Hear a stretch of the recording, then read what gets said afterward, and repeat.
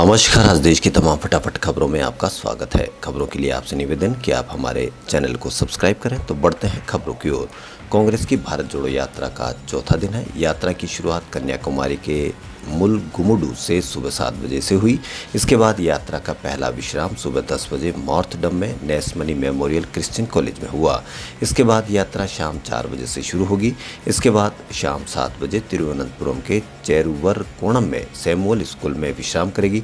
राहुल गांधी ने कहा कि ये भारत जोड़ो यात्रा पार्टी के लिए कई मायनों में बहुत महत्वपूर्ण है। हमें लोगों से जुड़ने का मौका मिलेगा, उनकी बात सुनने का मौका मिलेगा। साथ ही हमारा उद्देश्य है कि हम जनता के करीब जा सके और समझे कि वो किन किन परेशानियों का सामना कर रहे हैं। इसी बीच कई मीडिया सेलों ने राहुल गांधी की यात्रा में कई ऐसे पोस्टर, कई ऐसे कंटेनर की फ़ोटो डाली है जो बहुत लग्जरी बताते हुए उनकी फ़ोटो वायरल कर रहे हैं। कई उनकी टी शर्ट्स की बात कर रहे हैं।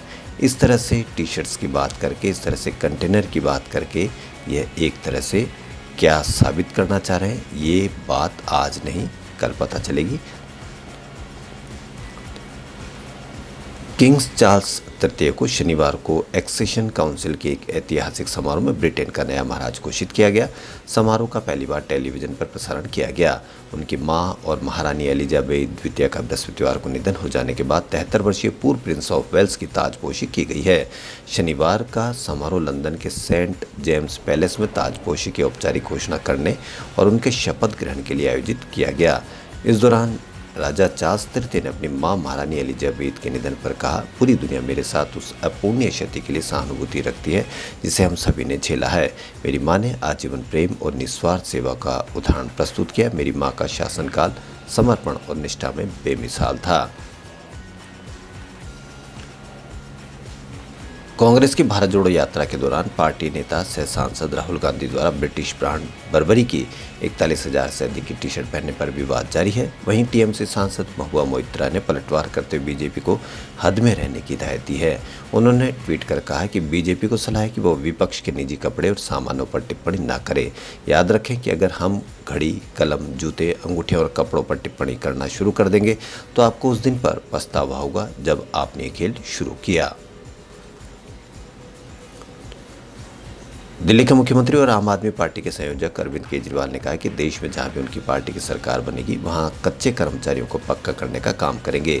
एक डिजिटल प्रेस को संबोधित करते हुए केजरीवाल ने कहा कि पंजाब के मुख्यमंत्री भगवंत मान ने 5 सितंबर को शिक्षक दिवस वाले एक बहुत बड़ी घोषणा की थी।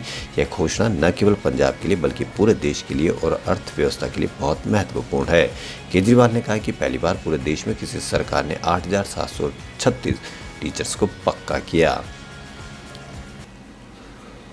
राजस्थान में 1.25 साल बाद होने वाले चुनाव की तैयारियों को लेकर गृह मंत्री अमित शाह शनिवार को जोधपुर पहुंचे।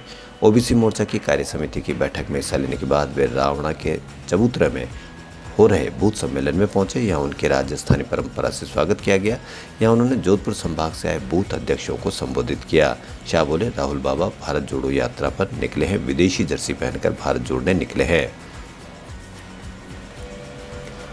राजस्थान में पहली बार झीलों की नगरी उदयपुर में हरक्यूलिन ट्रायथलॉन रेस का आयोजन हुआ। इससे देश के कोने कोने में 150 एथलीटों ने हिस्सा लिया। सुबह 6 बजे स्प्रिंट, ओलंपिक और हाफ डिस्टेंस कैटेगरी के लिए रेस शुरू हुई।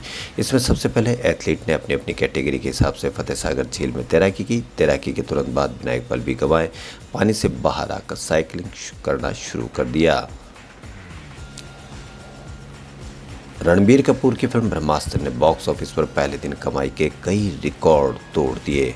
फिल्म ओपनिंग डे पर भारत में 36 करोड़ का कलेक्शन किया है। इस तरह ग्लोबल क्रॉस कलेक्शन 75 करोड़ रुपए रहा। इस तरह ब्रह्मास्त्र कोरोना काल के बाद बॉक्स ऑफिस पर पहले दिन सबसे ज़्यादा कमाई करने वाली हिंदी फिल्म बन गई। खबरों फिलहाल इतना ही। यदि आपको हमारा चैनल पसंद आए तो लाइक, सब्सक्राइब और शेयर अवश्य करें। धन्यवाद।